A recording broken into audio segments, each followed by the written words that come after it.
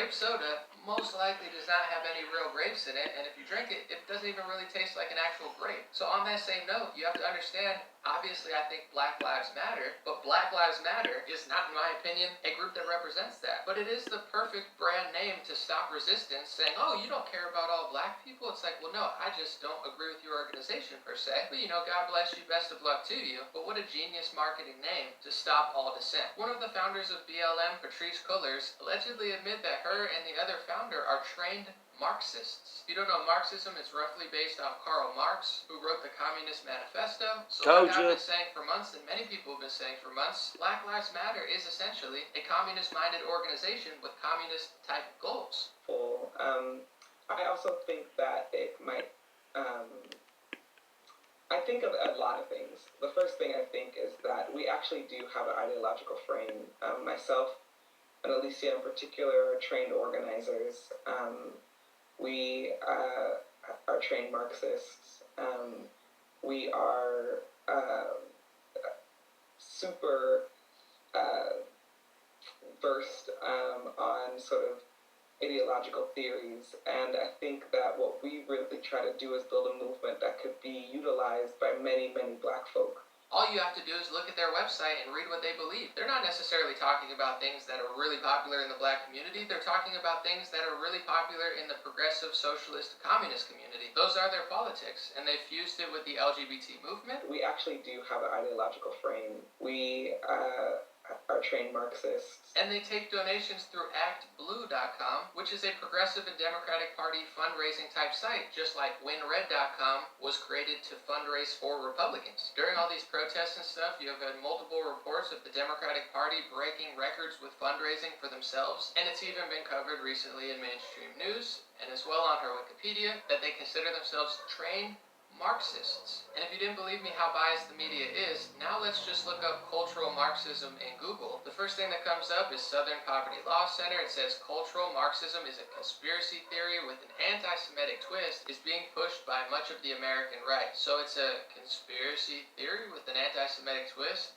Okay. The Guardian says cultural Marxism, a uniting theory for right-wingers who love to play victim. And the New York Times even say it's the alt-right's favorite meme is talking about this. So the movement and the organization that controls our culture right now, Black Lives Matter, they're influencing all the major corporations, academia, sports, the entertainment industry, every social media app, literally everything. They're culturally influencing everything. That group admits that they are trained Marxists influencing the culture, but cultural Marxism is this crazy right-wing conspiracy theory.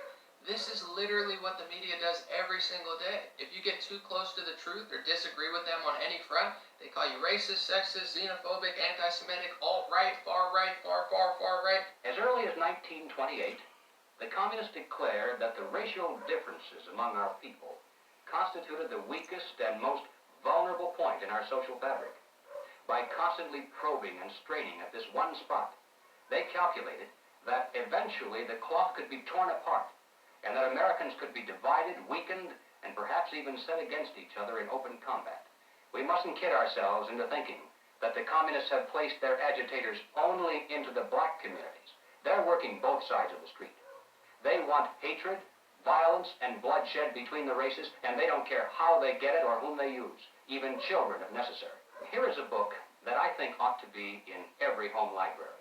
It's entitled Color, Communism, and Common Sense by Manning Johnson. He joined the party as a young man because he honestly believed that the communists were trying to improve the conditions of his people.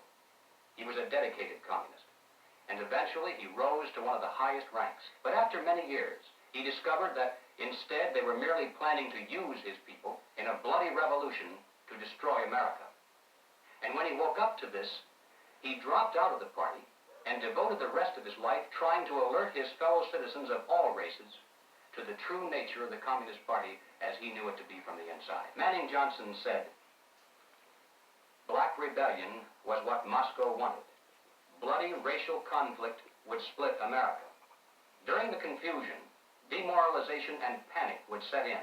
Then finally the Reds say, workers stop work. Many of them seize arms by attacking arsenals. Street fights become frequent. Under the leadership of the Communist Party, the workers organize revolutionary committees to be in command of the uprising.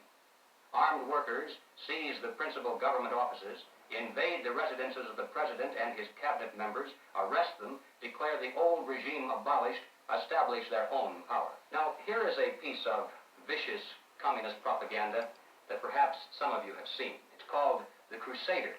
It's written by Robert F. Williams, one of the organizers of the Revolutionary Action Movement. In this issue of The Crusader, the communists call not only for extensive chaos within the cities, but for putting to the torch every village, every forest, every field, and every barn. The plan is for raging fires from one city to the next. The reason? Well, first, there's the value of sheer destruction. Secondly, it would force us to deploy our defenses and rescue units over the widest possible area. The communists point out that as long as our police and National Guard remain concentrated, they're invincible. But if they can be forced to spread out over the entire city and into the countryside as well, then they can be picked off from ambush one by one. And the third value of massive fire to the communists is psychological. The average American, they say, soft and decadent, when he sees billows of black smoke rising from one horizon to the other, when at night the only light he has to see by is the flickering red from flames leaping into the sky, he'll become paralyzed with fear and panic. He'll run away and hide, and do nothing to interfere with the guerrilla bands as they strike at the community's power centers.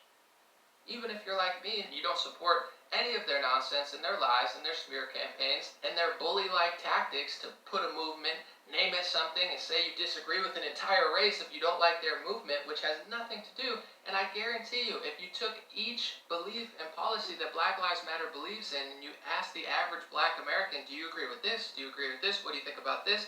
I would guess a lot of what they push is not even popular in the black community, let alone in America, let alone in the world. But this is how the media operates. This is how many groups operate. And myself, like millions of others of every ethnicity, religion, and gender, are tired of it. You have Joe Biden surging in the polls from all this Black Lives Matter stuff going on in culture right now, despite the fact that his crime bill is the exact type of crime bill that the Black Lives Matter activists today wouldn't stand for and wouldn't agree with and would never want to support. And Donald Trump actually passed the First Step Act, which let thousands of nonviolent drug-offending prisoners out of prison, the type of prison reform that activists have been begging for the last 20, 30 years.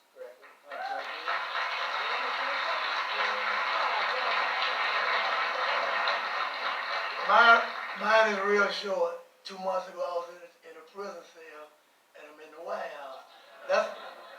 That's continue to make America great again.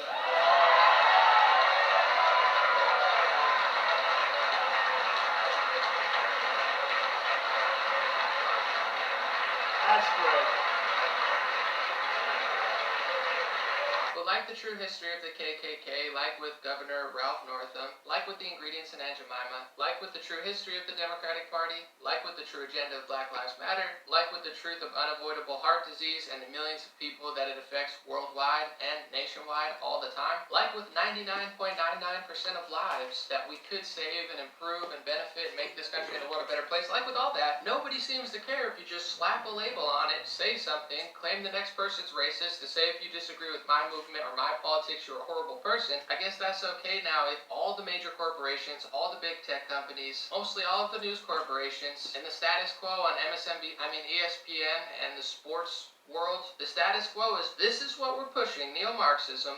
If you disagree with it, you must be racist. Get that shirt off. Don't wear another news network. I mean, could it be any more obvious what they're doing? People need to read the book 1984 or just turn off the television, open their eyes, and live in the real world. Either way, in this world, you reap what you sow. And if people don't want to face the facts, the truth, common sense, and reality will come crashing down on them one way or another. So God bless you, God bless your family, God bless America, and God bless the world. I hope for peace and love for everybody, but obviously that's going to entail tens of millions of people to stop being major hypocrites, pointing the finger, looking within, and realizing that a good portion of what they think they might know about things are massive media manipulations or biased, completely backwards thought processes that are going to lead to suffering in every single community in America. Thank you for watching. I appreciate it. If you'd like to support my videos further,